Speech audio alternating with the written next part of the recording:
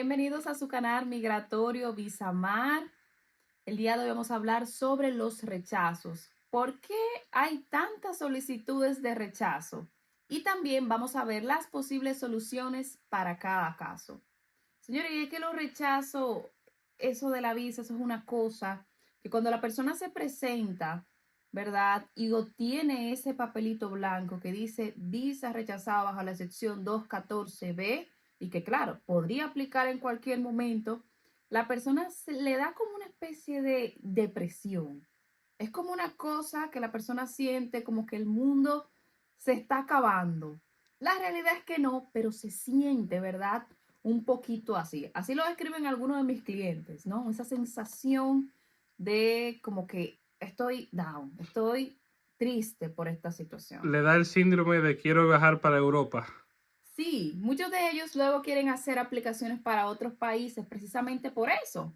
¿Por qué? Porque lo intentaron en Estados Unidos, no funcionó, entonces ahora quieren incursionar en otros países donde ellos podrían tener mucho más éxito. De todas formas, ¿cuáles son las, vamos a decir, las características, vamos a llamarle así, del perfil rechazo? ¿Cuál es ese perfil rechazo que se presenta en una embajada y que tiene altas posibilidades de que el cónsul no lo tome en cuenta, de que sea rechazado? Eso y más vamos a hablarlo el día de hoy. Lo primero es que a la embajada se presenta una cantidad, vamos a decir, voluptuosa de personas cada día. No solamente en República Dominicana, sino en las embajadas de todo el mundo. Entonces, cuando la persona se presenta, lleva sus documentos, lleva su preparación, responde a las preguntas, pero vaya, oh sorpresa, visa rechazada. Y la gente, pero yo me preparé, pero si yo hice todo bien, ¿qué fue lo que pasó? Entonces ahí, esa partecita de ahí es lo que vamos a ir evaluando en este video. Esas características, ¿cuáles vamos a decir son las basadas en los clientes que nosotros recibimos y clientes también de otros colegas, ¿verdad? Vamos a medir un poquito quién es ese perfil rechazo y sobre todo si tú podrías ser ese perfil rechazo. No, licenciada, también el cliente típico que dice que respondió todo correctamente y que no sabe por qué. Eso es importante. Pero imagínense y supongan lo siguiente. Imagínate que tú respondas todo tal cual está en tu formulario, pero de todas maneras tu perfil no sea un perfil muy apto para hacer la solicitud. Aunque respondas correctamente, vas a tener muchas posibilidades de que de todas maneras tu solicitud sea rechazada.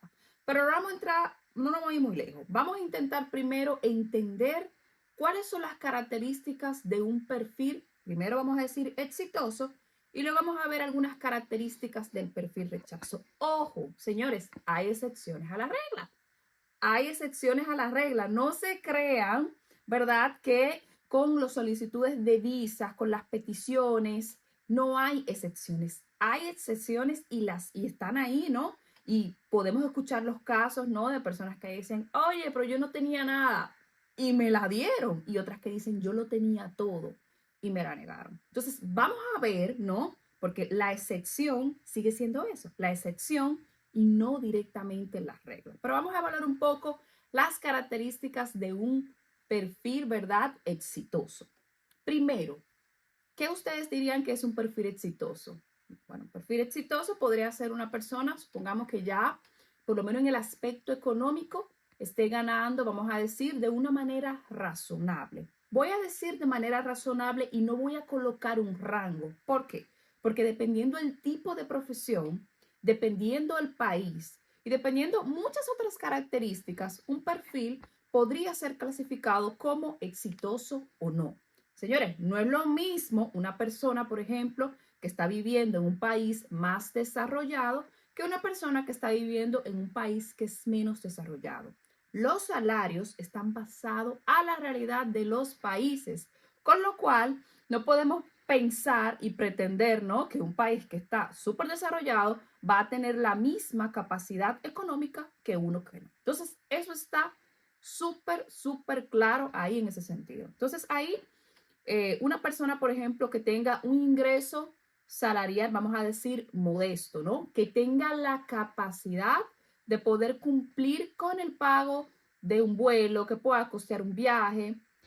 Por encima de la canasta familiar de su país, Podría que ser. ahora mismo la República Dominicana es bastante alta. Entonces hay que considerar eso. Tiene que quedarle también para vacacionar. No solamente es la canasta familiar, sino algo para que pueda darse la libertad de ir a otro país, pagar vuelo, pagar estadía y también gastar en este país. Es así totalmente. Significa que la persona tiene que ganar lo suficiente que le dé a entender a ese oficial consular que real y efectivamente tiene para poder costear su viaje, que eso es una de las cosas que ellos más van a tener en cuenta. ¿Qué significaría entonces si la persona dice, yo quiero viajar a Disney, pero entonces se presenta con un salario, vamos a decir, bajo, y entonces quiere viajar a Disney y él dice en el formulario que él mismo es quien va a pagar la solicitud? Señores, muy lógico. El oficial va a decir, pero ¿con qué dinero vas a costear este viaje? Si tú lo que ganas, vamos a decir, son 15,000 pesos o ganas menos de ahí, pesos dominicanos, vamos a traducirlo en dólares, no sé, algunos $300 al mes más o menos. Es poquito dinero para tú poder decir que vas a costear un viaje, con lo cual ya eso por ahí le va generando unas alertas al oficial y el oficial podría decir, no, realmente esta persona no puede costear el viaje. Pero si la persona sí puede hacerlo, si reúne las características económicas, entonces ahí se convierte en un perfil que tiene más altas posibilidades de que entonces pueda ser aprobada. Vamos a ver la segunda característica. La segunda característica, vamos a ver la parte de los estudios. ¿Y por qué? Vamos a decir, la embajada tome en cuenta esto de que la persona tenga una profesión académica. Esto es muy sencillo, señores. El que es ingeniero, el que es abogado, el que es doctor, tiene menos posibilidades de quedarse ilegal en un país. Normalmente, este tipo de profesiones, claro, vivimos en Latinoamérica, hay muchísimas, ¿verdad? Situaciones cuando la persona se gradúa, que el trabajo, que no consigue lo suficiente, pero, señores, hay médicos que ganan bastante bien. Lo maestro también. Los maestros en muchísimos países ganan bastante bien. Entonces, lógicamente, una persona que ya tiene una profesión académica tiene menos posibilidades de considerar quedarse ilegal en los Estados Unidos. Y los cónsules lo saben. Ellos saben que la persona que ya estudió, que ya se graduó, tiene muchas menos posibilidades que el que aún no lo ha hecho. No significa, ¿no?, que por el hecho de que una persona sea maestro, sea doctor, sea abogado, tenga cualquier otro tipo de profesión o tenga un técnico, no significa que por eso vaya a tener una garantía de una visa segura, porque la realidad es que nadie la tiene, pero de alguna manera va sumando puntitos a diferencia del que no tiene este tipo de condiciones. Entonces ahí vimos una diferencia bien, ¿verdad?, marcada entre el que estudió y el que no lo hizo. No significa que alguien que no estudió, o sea, no fue a la universidad o no terminó un bachillerato, no le vayan a aprobar un visado. Simplemente significa que aquí la persona tiene un poquito de lazo. Pero, ¿qué decimos de las personas que se dedican, por ejemplo, al sector agropecuario? Estas personas que muchas veces no terminaron sus estudios, tienen una finca, tienen su casa, tienen lazos materiales y van a solicitar una visa y se la aprueban. Entonces ahí el cónsul evalúa otro tipo de factores, porque es como le decía al principio, nada es blanco ni negro, sino que hay términos medios. Es que nadie va a dejar una finca, por ejemplo, de 100 tareas de arroz o de yuca o de plátano o bananos. No va a dejarla perdida por irse a quedar ilegal en otro país. Exactamente. Entonces, es lógico, un agricultor que se dedica a trabajar la tierra, pues tiene menos probabilidad de quedarse ilegal que hasta un doctor, porque la agricultura él la sabe ejercer en su país y es lo que tiene. Y eso no es tan fácil quedarse en otro país teniendo todos esos bienes. Es así, es así. Y la realidad es que, aunque la persona se dedique a estas cosas, tal como comentas, de todas maneras tiene que estar en su país para poder ejercerla. El clima en Estados Unidos es diferente y varía por región. Entonces ahí ya tenemos dos puntos. Tenemos el tema económico, tenemos el aspecto de los estudios. Vamos con el tercero. El tercero, ¿cuál sería? Pues lógico, los lazos familiares. Esos lazos familiares, ¿verdad? Si tenemos pareja, si tenemos hijos, no significa que el que no lo tenga no le vayan a aprobar una visa, pero es que va sumando puntos. Lógicamente, si tú ya tienes el amor en tu país, ya tú tienes tus hijos, ya tú, ¿verdad? Tienes tu vida familiar ahí estable, eres una persona que vas a pensártelo, no una, no, varias veces antes de tú coger un avión, luego de que te aprueben el visado, e ir a quedarte ilegal en los Estados Unidos. Vas a dejar todo lo que tienes atrás. Entonces, la persona que ya tiene esos lazos, ¿verdad? Tanto familiares, ya sea que tenga su pareja, sus hijos, tiende a pensárselo más. ¿Por qué? Porque ya tiene algo que lo ata a su país. También en el aspecto familiar tenemos el tema de los hijos. Lógicamente, también nos atan al país y el cónsul también los tiende a tomar en cuenta a la hora de que hacemos la solicitud. Pero, ¿y cuando los hijos, licenciada, son de otros matrimonios? O sea, que no son hijos del mismo matrimonio, sino que hay personas que tuvieron una pareja anteriormente y tuvieron dos hijos.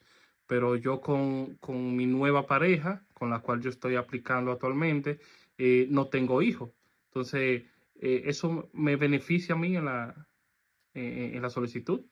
Ok, si no tiene hijos con la pareja actual, no significa que no tenga lazos familiares.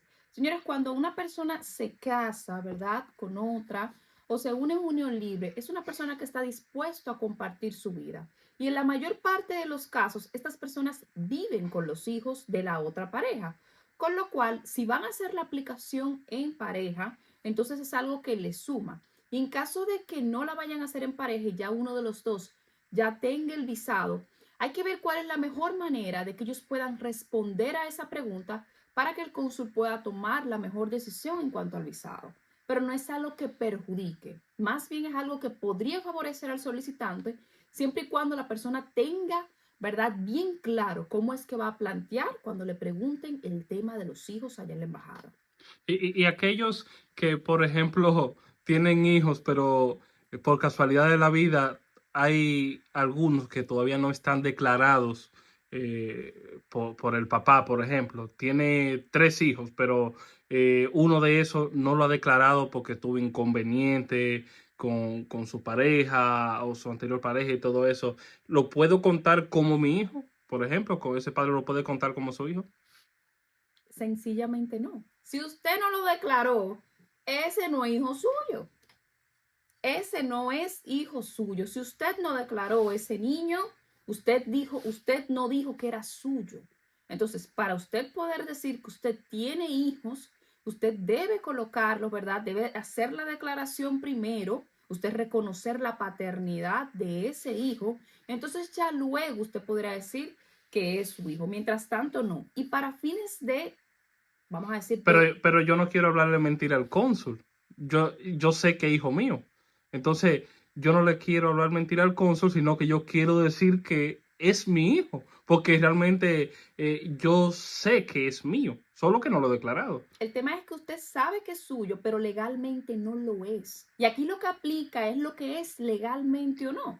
Entonces, usted puede sentir, usted puede decir, ese muchacho igualito a mí, ese parece a mí, ese hijo mío. Usted lo puede decir, pero si usted no lo declaró, ese no es hijo suyo. Y para fines migratorios, ni siquiera es tomado en cuenta. Si su hijo por algún motivo o circunstancia llegara a los Estados Unidos y luego se hiciera mayor de edad y luego quisiera pedirle a usted como padre, hasta que no se haga ese reconocimiento, nunca se va a poder hacer esa petición. O sea que si usted tiene un hijo que no lo ha declarado, muy mal por usted. Declare ese hijo, ¿verdad? No tanto por fines del visado, sino porque es lo correcto si usted sabe que ese hijo es de usted. Entonces, haga la declaración y una vez usted haga esta declaración, entonces ya ahí podría decir, no, sí, yo tengo un hijo, porque entonces ya legalmente es suyo. Y usted, aunque sienta que es su hijo, usted tampoco puede hacer ningún tipo de proceso legal por ese hijo, hasta que usted haga el reconocimiento de paternidad. Quiere decir que si yo me hago la persona más sincera ante el cónsul y en ese momento me da un remordimiento de conciencia y digo, sí, es mi hijo, hay probabilidad de que me rechacen. La realidad es que está mintiendo, porque la realidad es que usted no tiene ningún hijo declarado. Pero hay algunas cositas ahí que tenemos que tocar, ¿no? Sobre las cosas que sabe o no la embajada. Eso lo podríamos dejar para otro video, ¿verdad?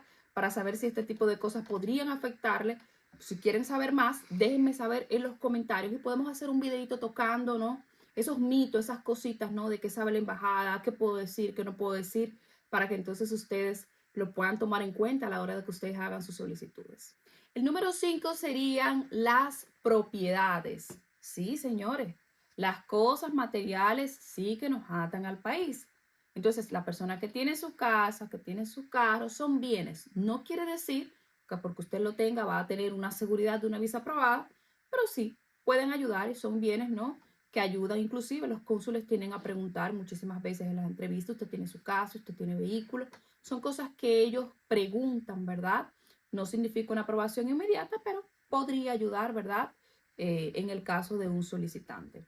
Otras cositas que podrían afectar la solicitud podría ser el tema de si usted ha estado en una petición. Esto es algo importante porque ahí, si usted ya ha estado en una petición, usted ya está demostrando que usted tiene una intención de vivir legalmente en los Estados Unidos. Con lo cual, ahí la cosa es diferente, señores. Hay que prepararse de una manera diferente. Y ni hablar de las personas que ya tienen una situación puntual con la justicia.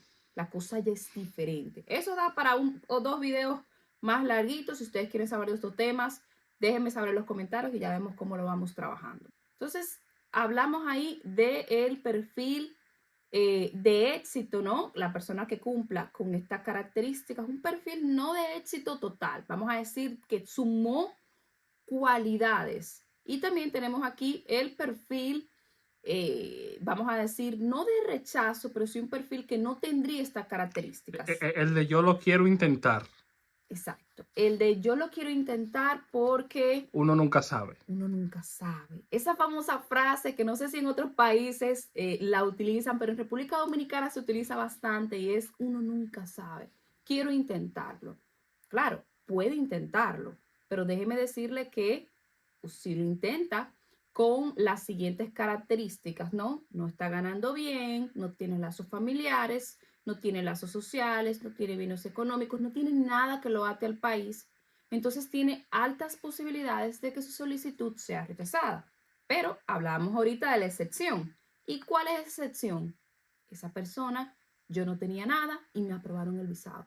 Pero de la cantidad de solicitantes que se presentan en las embajadas a diario, esto no es lo común que pasa.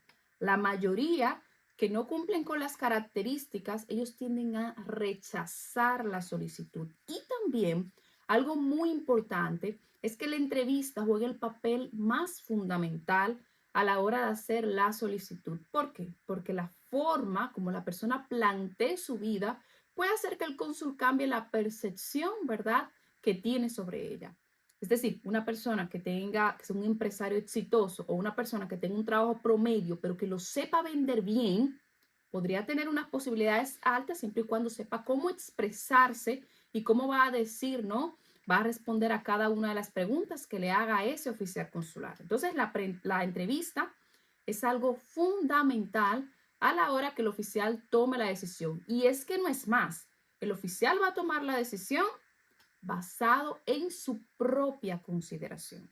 Entonces ahí, nada que buscar, tenemos que convencer a esa persona de que somos el perfil más óptimo para entonces poder tener ese visado.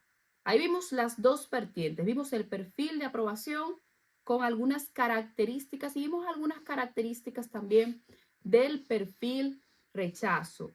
Claro, está mezclada, pero no significa que porque usted no tenga una, ya es usted un rechazo automático. No, sino que se van sumando cositas y usted podría tener la posibilidad de que su visado sea aprobado. La edad me influye para eso, influye en que sea aprobada o sea negada la visa. Sí, podría influir la edad. ¿Por qué? Porque si usted es una persona que usted es menor, ¿verdad? No vamos a decir de 25 años, usted tiene 23 años. Lógicamente usted apenas ha comenzado a vivir. usted no va a tener muchos lazos sociales. Claro, hay personas que van un poquito más adelante y ya a los 23 se han casado, tienen hijos, tienen buenos trabajos, ya se graduaron, hicieron su vida, pero ese no es el común. El común es que una persona, ¿no? Un joven de 23 años, y todavía no haya empezado a vivir del todo. Está estudiando. Esté estudiando, esté viviendo con sus padres, no tenga muchos lazos, ¿no? Porque todavía está empezando a vivir. Entonces, a una persona de 23 años no podemos exigirle que tenga lazos, con lo cual son perfiles que tienen altas tasas de rechazo y además el consumo es tonto. Él sabe que un joven de 23 va a tener más fuerza para trabajar que un hombre que tenga 60 o 50. Eso es muy lógico. Entonces, esto es algo que se tiene que tomar en cuenta. Pero también pasa que hay jóvenes que han hecho el summer. Han hecho el summer y también están recién graduados de una carrera. Ya visitaron Estados Unidos como un trabajador de verano y ahora quieren ir como turistas, pero son profesionales y están trabajando en el país. Claro, exacto. Entonces, ahí, para ese tipo de personas que hicieron el summer, que son jóvenes, que tienen ciertas características, tienen posibilidades, pero hay que ver el perfil en sí. Si quieres, podemos hacer un videito sobre esto. En los comentarios nos dejan saber para tocar esos puntitos, ¿no? Hice el summer y ahora quiero solicitar la visa de turismo. ¿Cuáles son las características de aprobación del perfil? ¿Por qué me podrían rechazar la visa? ¿Algún tip o consejo? Déjenme saber en los comentarios. Podemos hacerlo. Un video no explicando toda esa partecita. Entonces, ya en esta parte, sabemos ya la diferencia de un perfil que podría ser exitoso y de un perfil que podría tener también altas posibilidades de rechazo. Nada es blanco, nada es negro. También hay puntos medios. Todo eso se puede evaluar en una asesoría de la manera correcta. ¿Cuáles son las recomendaciones que podemos darle, verdad, para que usted pueda tener un perfil más exitoso, un perfil más adecuado, verdad, para usted aumentar las posibilidades de su aprobación? Lo primero es que se organice un poco. ¿En qué sentido? Muchas personas tienen un negocio y no lo tienen constituido. Y a veces no lo constituyen no tanto porque no puedan, sino por un tema de nunca me interesó o no investigué bien. Entonces, trate de ver si hay alguna forma de que usted se constituya como persona física o como persona jurídica. Esto podría ayudarle a su solicitud. No significa que si no lo hace no va a tener la aprobación. Pero lógicamente, si el cónsul ve que usted es una persona que ya se registró, ¿verdad?, ante el organismo colector de impuestos, usted va a tener muchas más posibilidades de que su visado pueda ser aprobado porque usted ya está registrado, ya sea como persona física que está realizando esa actividad y está pagando impuestos por ellos, o como persona jurídica y pues también está pagando impuestos por ellos. Lo otro es que podría ser, tiene hijos, no los ha declarado, declárelo, no por el visado, sino porque son sus hijos. Es su responsabilidad declarar a estos hijos. Entonces, esto es algo que usted puede mejorar, ¿verdad? Para que su solicitud pueda ser más tomada en cuenta. Lo otro que podría hacer, si tiene algún tipo de bien, puede ayudarle en su solicitud. Evaluar, señores, los rechazos anteriores. No se tiren a de una vez hacer la aplicación sin evaluar qué fue lo que me pasó la vez anterior que yo hice la aplicación. En esa vez anterior está la respuesta, ¿verdad? La posible respuesta del por qué a usted lo rechazaron. Muchas veces los cónsulos rechazan por cosas que no necesitan un cambio abismal. Cosas tan sencillas como que una persona se mude, si vivía con su mamá, se mude solo, o si tenía alguna situación puntual que la resuelva. Entonces, ese tipo de cosas usted tiene que tomarlo en cuenta, ¿verdad? Antes de hacer la aplicación. Y no se lleve del cuento de que si yo espero 5 años y mi vida sigue igual, voy a hacer la aplicación. Ellos quieren ver cambios. No es solamente tiempo. O sea, tiene que cambiar el perfil de manera significativa o si va a permanecer igual, tiene que ser un buen perfil. Porque en 5 años es un tiempo más que suficiente para que nuestra vida cambie, ya sea de manera positiva o de manera negativa. Entonces, antes de lanzarnos a aplicar, vamos a sentarnos a evaluar, ¿verdad? ¿Qué ha cambiado en mi vida? ¿Esto ha mejorado? ¿Esto ha empeorado? ¿Esto me preguntaron, pero ya esto está así y ahora sí puedo hacerlo? Entonces, este tipo de cosas nos va a ayudar, ¿verdad?, a saber si ese es su mejor momento para entonces nuevamente hacer la aplicación. ¿No? Y también en cuanto al formulario, que si al pararse ante ese cónsul, si no responde correctamente, es decir, como se colocó su información personal en ese formulario, pues va a haber una incongruencia, entonces como no va a coincidir, entonces alguien está mintiendo. Exacto, muy importante esa parte que, ¿verdad? Que destacas, o sea, la persona tiene que responder acorde al formulario, eso es muy importante, pero también las respuestas tienen que convencer al oficial consular. Entonces ahí van las dos juntas, tienen que ser una de la mano de la otra. Recuerden, señores, que el correcto llenado del formulario, ese formulario, ¿verdad? Que el oficial consular va a ver, es de la forma, ¿verdad? Que él va a sacar cada una de esas preguntas que usted le van a realizar en la entrevista. Entonces, responder de una manera segura, de una manera calmada, son de las cosas que pueden ayudar a que, ¿verdad?, él pueda tomar la mejor decisión en cuanto a su solicitud de visa. No podemos darnos la tarea simplemente de, ok, es mi vida, voy a responder y punto. No, tenemos que evaluar un poquito. La idea es que usted suene lo más sincero, lo más relajado, porque son cosas de su vida y es una realidad. Pero también hay cierta preparación que a veces la persona no la tiene, los nervios le traicionan y entonces vienen errores, ¿verdad? Que si hubiese practicado, se hubiesen podido evitar. Entonces es importante, ¿no?, que uno tome en cuenta estas recomendaciones a la hora de hacer la solicitud del visado. Hasta aquí hemos llegado con este video del día de hoy. Si ustedes tienen alguna pregunta, quieren que toquemos algún tema en específico, déjenos saber en los comentarios. Yo soy la licenciada Génesis Cedeño de Visamar y vamos a estar haciendo esto, ¿no? Este canal de YouTube para brindar informaciones importantes para ustedes. Entonces, déjenos saber en los comentarios qué temas quieren que tratemos. Si les quedó algún tipo de duda al proceso, estaremos respondiendo todos, señores, todos los comentarios que ustedes realicen, lo vamos a estar respondiendo, ¿verdad? Para que ustedes puedan tener las informaciones que necesitan. Sin más, nos despedimos hasta otro video.